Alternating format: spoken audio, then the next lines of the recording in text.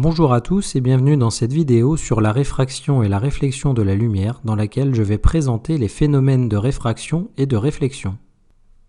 Pour illustrer le comportement d'un rayon lumineux lors d'un changement de milieu, je vais considérer un disque optique qui possède une source de lumière qui est envoyée vers une fente et le faisceau de lumière qui sort de la source est envoyé ensuite sur un demi-cylindre de plexiglas.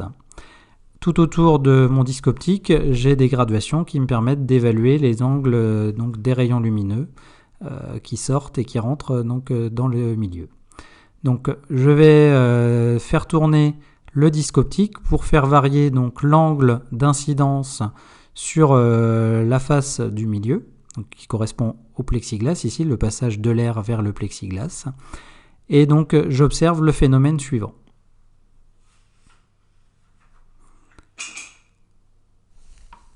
Martin.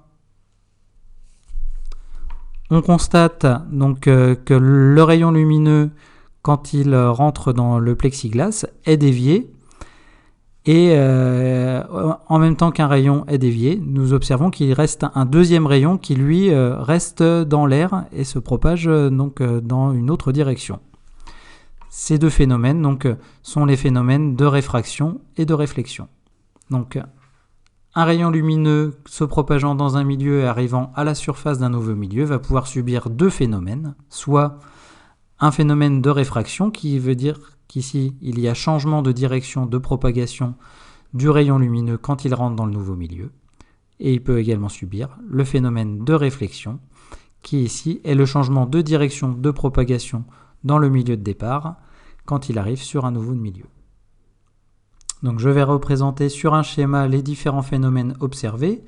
Je vais tout d'abord représenter ici le dioptre, qui est la surface de séparation entre le milieu de départ, qui a un indice N1, et le milieu d'arrivée, qui a un indice N2. Ensuite, je représente le rayon incident. Ce rayon incident arrive sur mon dioptre. À l'endroit où le rayon arrive, nous représentons ce que l'on appelle la normale au dioptre, qui est une droite perpendiculaire à la surface du dioptre, qui va me permettre de définir l'angle d'incidence qui est ici. Ensuite, il existe deux phénomènes. Tout d'abord, le rayon lumineux rentre dans le deuxième milieu avec une déviation. C'est le rayon réfracté avec un angle de réfraction. Et il existe un deuxième phénomène qui est un rayon réfléchi, là encore dans une direction différente, avec un angle de réflexion.